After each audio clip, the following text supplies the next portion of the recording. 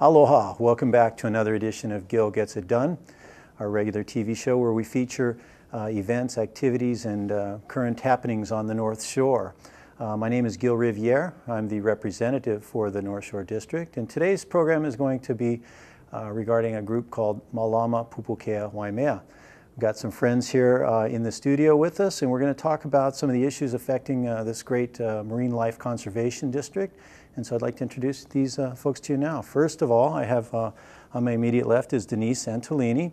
She is one of the co-founders of Malama, Pupukea, Waimea. Next to her is Palakiko Yagadich, and he is one of the advisors. He's an instructor also at Kapiolani Community College.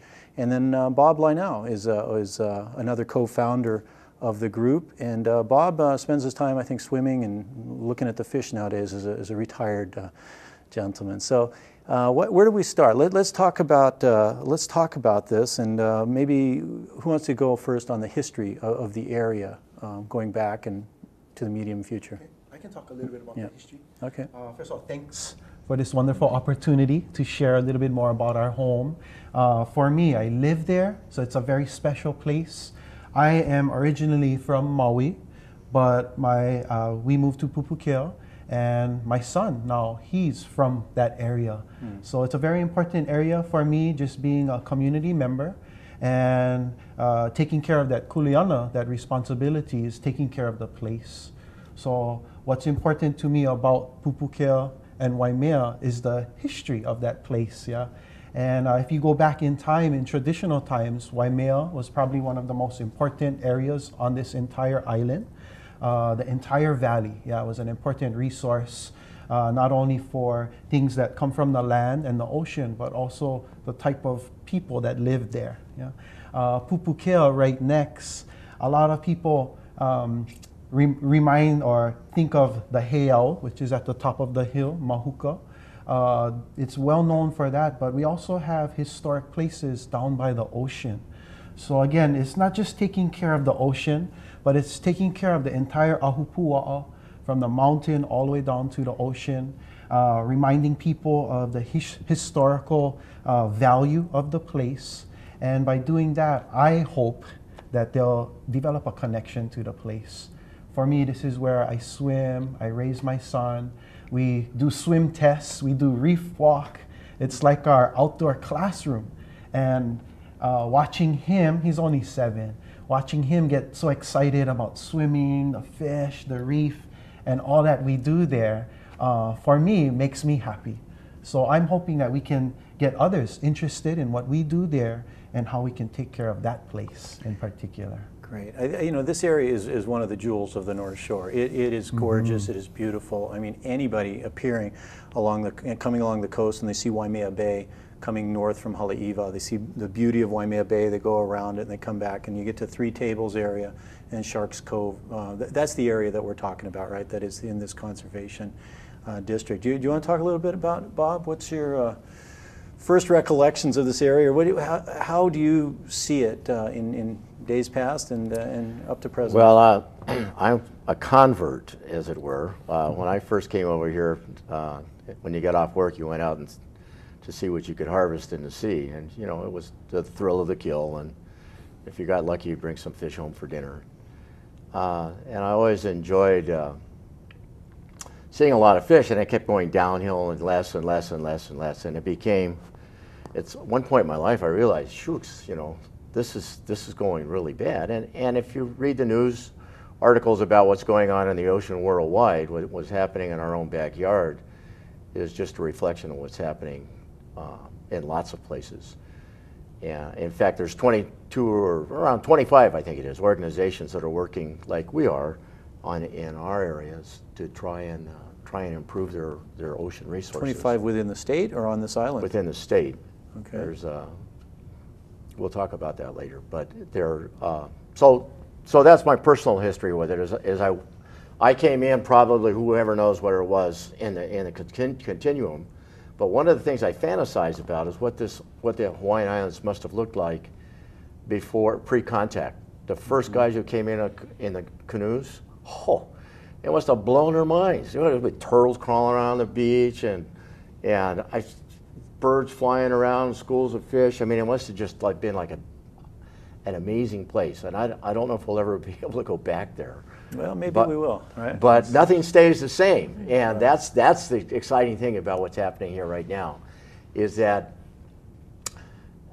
they started the marine life conservation. The first marine life conservation district on the island was formed at Hanauma Bay in 1967. It took them until 1983 to get around to start the Pupukea Marine Life Conservation District, and to work with the public, they said, "What do you think?" The guy said, "Oh, I like poke fish." I said, "Okay, no problem." So the fish count kept going down. We kept losing more and more resources. And finally, So there was a designation of this conservation district, but the conservation it was wasn't defined, working. but they defined it and they said, "Well, here's the exceptions." So it wasn't really a conservation at all.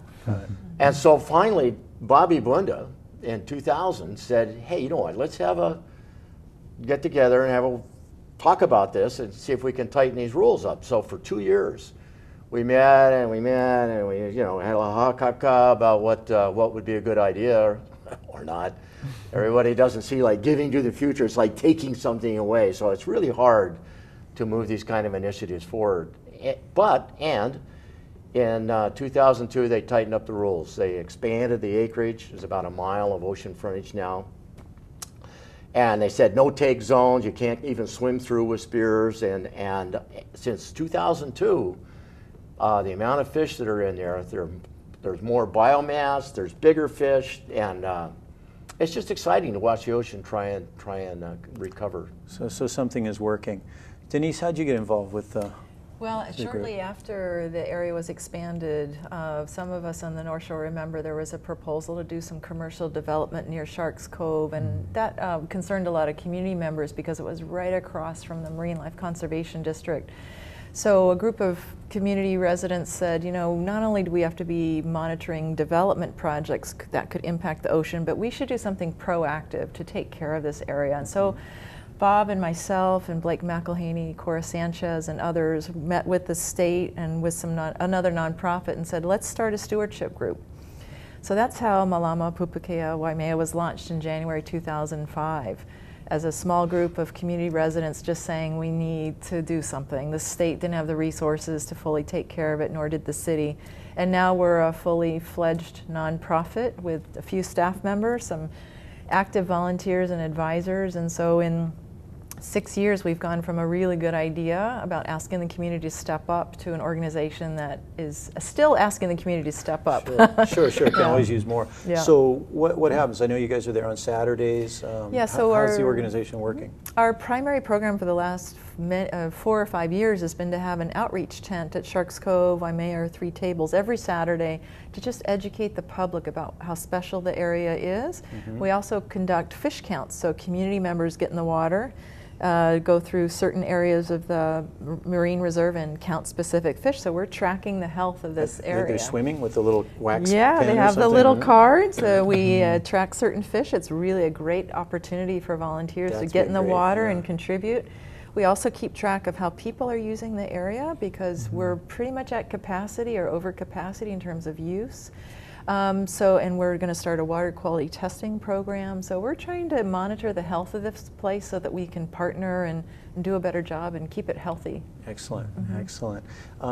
Before we forget, just in case we get so engrossed in our conversation here, is there a website or is there some information that people could find more information about the group? So we have a great website. It's pupukeawaimea.org. So www.waimea.pupukea.org. Sorry, I got that flipped. Pupukeawaimea.org. It's pupukeawaimea.org. Yeah, sorry. No, so that's just fine. remember Pupukea and Waimea together, and that's our website. Google kicks it right up, right Yeah. on top there. We'll find it. And lots of information there about how to volunteer, how to support this effort.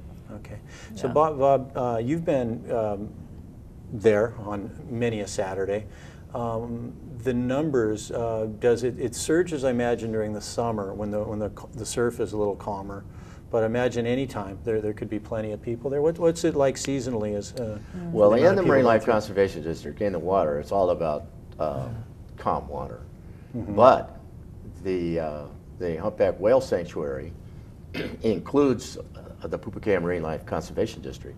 Does it include the whole North Shore? The sector that's set up for Oahu goes from Haleiwa all the way to Kahana. And it goes from, 600 fathoms or something all the way into shoreline.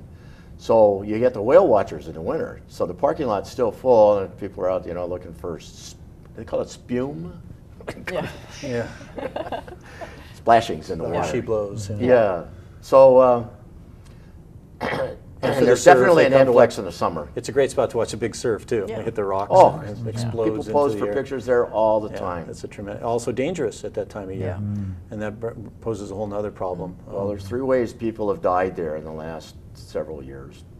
Waves hitting them, and across the rocks. They don't understand the wave comes in sets. The other one is shallow water blackout. These really young, healthy guys will go down, and I can dive deeper than you can. and all of a sudden, you're going for the surface, and all of a sudden you stop. Your mind just clicks off, and you go back down. And they're just near the surface, right? They've almost made it to the surface, and they black out, and nobody sees them. Even if it's a buddy system, you go, oh, shooks, I got to get my buddy. Hey, grab him. What are you going to do? Right. Now you got to try and pull this guy up when you're free diving. It's really tough. Okay. So that's big waves, swept off the rocks, shallow water. And caves. Caves. Scuba guys, there's some caves that go way, way, way back, and they're like a funnel. They go in, and it gets all murky in there. And you can't back out. And many years ago, 3 Marines went in there, and they did all the right stuff with it, the rope, and they did everything right, but they never came out. They died. They messed up. Well, that's too bad. But for the most part, it's a very safe area. I mean, people go in calm water, and they're looking at fish. And what are snorkelers? There are people doing, I guess, illegal things in there as well, right? I mean, wants to talk about that. Unfortunately, one of our mission is really to try to restore the health of this area and to restore the health of the fish populations here. And there's turtles and there's monk seals. We really need to more strongly protect it, and largely we find that people who illegally use the area just don't know it's a protected area. So we actually have a compliance staff person who educates people about, there's no fishing in most of the MLCD. You can't throw net. There's very limited exceptions, but the rules are complicated in our area. So we're spending a lot of time just educating people that it is a protected area. We're going to be working on some really nice interpretive signage to help educate the public. We get about 500,000 visitors a year to Waimea Bay. That many, okay. It's a huge number, and as you know, that area has a lot of different parking lots and access points. So it's really hard to actually get the message across to the fly-by visitor or the drive-by visitor, even to residents. So education is a huge part of what we're doing to make sure that people don't use the area illegally. Is that part of the Makai Watch? Yeah. So do you want to talk about Makai Watch?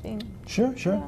So Makai Watch is a program where we have DLNR officers, and they help us is the word regulate? Just regulate the use. If they see any illegal use, they'll go in and they'll, take care of the situation. If we as volunteers on the beach see any illegal activity going on, we have these wonderful cards right here with the number right on top that we pass out information. And it's easy to do. Anyone, all they have to do is call this number and report what's going on, what they find going on at Pupukea or Waimea. And it sends the message straight to the home base, and they can get a message to the officer in the area. If there is no officer in the area, what we tell our volunteers or anyone calling the number is, even though you don't get a number, it's important that you leave a message, because if they get more activity they see down in our area, that might lead to a need for maybe another officer, maybe the officer to patrol this side at certain times. So even though they may seem like, oh man, this officer, he's not gonna make it in time, if they call and leave a message, it still has an impact. There's a record of it, there's a statistic, there's a baseline for documenting it. Yes. For me, what's amazing is when it comes to like marine conservation zones around this island, it's like crazy, So like everybody, we have to all do the hula, okay? So everybody go like this. Everybody go like this. Everybody go like this. Okay, put up your two thumbs. Okay, so if this circle is our island, on the island there's only this much area of that coastline that is marine conservation zone, and we're one of them. Okay, so I mean, in traditional times, the use of the ocean was important, yeah, to save for the next generation and the following and the following and the next and the next. So what we're trying to do here is just, educate people that this is a special place, and we welcome you, and we want you to have a great and wonderful time with your family or your loved ones. But there is a right way to go about here, yeah, and have fun here. Right. So maybe using the word illegal in most cases is kind of harsh. Yeah, it sounds harsh when it's really maybe an ignorance or a naivety. They didn't know that they're trampling on. Some people ignore rules on purpose. Yeah. But the ones we want to try to help as the general want to be proactive, right? We want to teach how to use the resources in a way. That's so important in keeping people safe also, because like my son, he's 7 already, and he knows, don't go on the reef out there when the big waves, when he sees the surge coming in, he knows not to go over there, it'll suck him out. And a lot of our visitors and everyday people that come on the weekend, they don't know these things. Simple things, like if the rocks are wet, there's a reason why they're wet. So just having that tent and that our face there, just to help with any questions, to me is great, because we give those people that attention that they need. Yeah. So I think it's wonderful that they have that tent going up every Saturday for everyone to be safe. Yeah, to be safe. So if somebody's watching this program right now and they say, "Oh, that sounds like a worthy project," they would go through the website and so what was that website again? Yeah. Pupukeawaimea.org. You go to the website, and there's ways to plug in as a volunteer or to help in a number of ways. We're also starting to do more programming for children and for youth, and so we're going to be piloting this summer Sea Camp for Kids, focusing initially on Sunset Beach Elementary School kids, and we've already notified the school, and we've got some interest. And we're running some programs, some educational programs with Kamehameha schools this summer. So the more we can outreach to the youth of the community, that's, I think we all agree, that's the future. Sure, because there are so more it's very people, more exciting. advocates for the resource. Yeah. So Sea Camp. Sea Camp is What going do to they start do? this Is it summer. a one-day thing? It's or going to how's it be work? the third week in July, pretty much a half day for 5 days in a row, kind of like a summer day camp. And they'll be at 3 tables, and they're going to have very safe snorkeling and learn about marine biology, learn about the cultural history, and do some water sampling, and just really hands-on learning, and just have fun down at the beach in a very safe way, and learn to be good stewards, And these are children, it's initially focused on children from the area who already have a connection. And it's very exciting. We hope it'll continue. That's outstanding. So what are some of the other, I guess going forward, what would you folks like to see? You want to delve in on that, Bob? What do you, Sure. Well, from the state side, we'd like to see some more rules. This last summer, at the beginning of the summer, one of the tour operators invented a little thing on a stretchy that had fish food in it, and he was so proud of his invention. But anyway, what happened by the end of the summer, the fish, you could swim in and fish come out because they go, And they weren't doing like that at the beginning of the summer. And by the end of the summer, there was a whole behavioral shift. And when that happened at Hanaumo Bay, they've got pictures of where the fish were coming out and biting and drawing blood. It's really, really a bad behavior to encourage. So we'd like some rules that aren't just for Pupukea and Waimea, but are for all of the marine life conservation districts on the island. I think on all of the islands. I think there's 11 total. The rule promulgation, though, would come from the Aquatic Resources Division of DLNR. Is that correct? Well, the it would promulgation, probably help if they had not a some law, is it? nudging from our representatives. Does it need? Okay. Well, we'll see what we can do on that. Oh, there you go. Okay, so rules like don't feed the fish, which is, gosh, that's almost like an old saw, isn't it? I mean, people have heard that. Don't feed the birds. It's don't feed the happening fish. right now. Don't feed the birds. There's other issues. I know a lot of people go in, they put sunblock on. They want to protect their body. They don't want to get sunburned. But too much is not always a good thing. Is there some way, is that part of the education program? We're going to be working on that this summer, because not only is the sunblock creating, when it's high season in the summer, everybody knows those areas get really crowded, and you can see the sunblock or the sheen in the water. So not only is it bad for the visitor experience, but it's actually really bad for the corals. So we're going to be trying to educate people about brands that are safer or biodegradable sunscreen. So there are options that are good, or just really good rash guards, and that's a promotional. Long sleeve, lycra shirt, particularly for rash guard. kids. They're out all summer, so that's one aspect of trying to educate people. Basically, you know, that area needs to be without addition, right? So we're not adding sunscreen, we're not adding pollution, you know, so we're really just trying to educate people about keep it pristine. That means you have a part to play in that. And don't take anything out. Don't go home with a shell. Don't go home with a live cowrie. Don't squash Don't on poke the the reef. fish. Don't walk on the coral. And we want to say that in a positive way, which is to love and protect this area. That means you can observe it and respect it without having to, you know, to grab it and take it. But like turtles, a lot of turtles in the area, and we need to respect them. We have about 5 turtles now that are kind of residents that hang out there, and they need their space. We have some very special fish in this area that are found few other places, so they need to be respected. It's their home. So we're going into their home.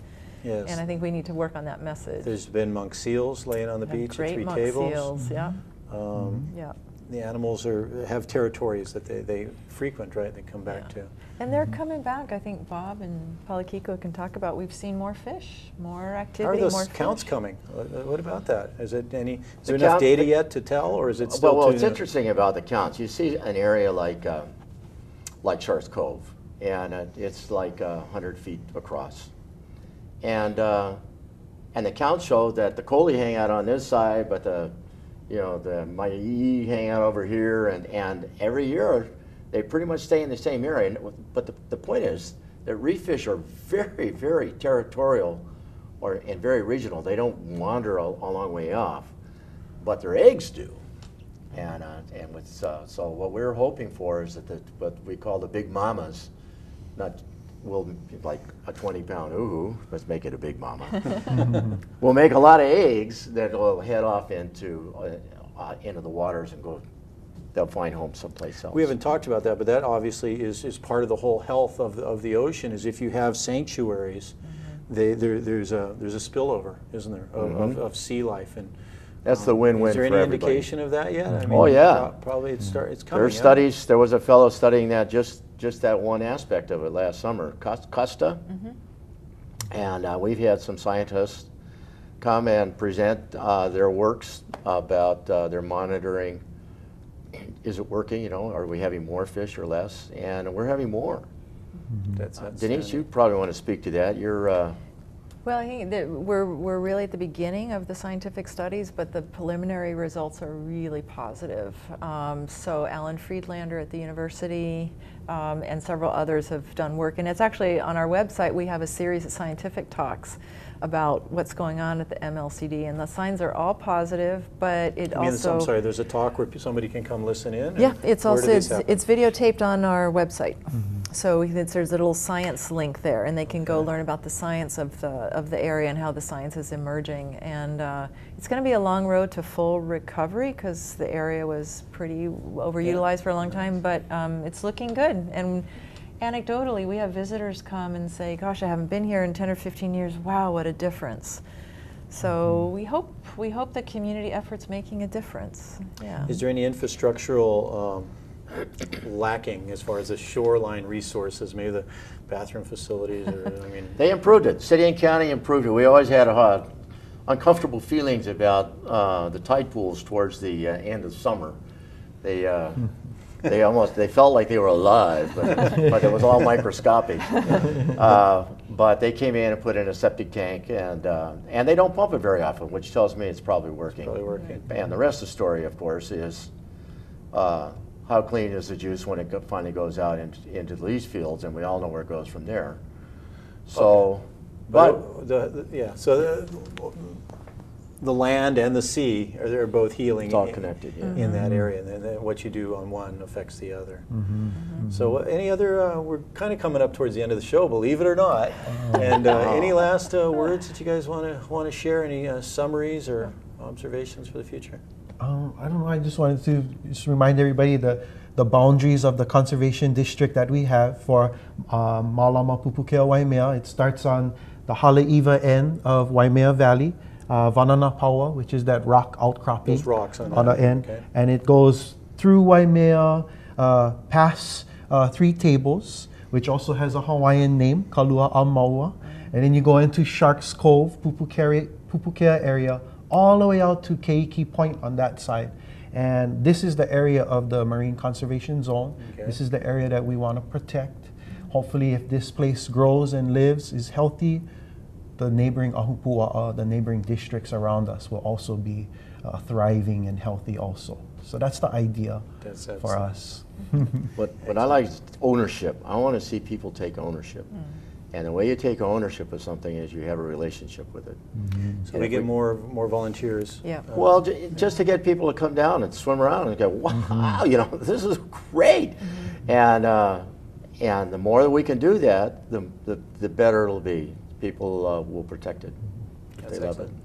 And just, I want to echo what you said, which is we could use a lot more volunteers from the community. We have youth internships this summer in addition to sea camp. So from kids to kupuna, we're open arms. Anytime, any kind of help. 1 hour a month, whatever they can. We really welcome more assistance, more help. Thank you. Thank you very much, you guys, for coming in and talking about Malama, Pupukea, Waimea. This coming to the conclusion of this edition of Gil Gets It Done. As always, it's an honor to represent this district. I'm very proud of the district, and I love these opportunities to show off great, exciting things that are happening in our district. So until next time, aloha.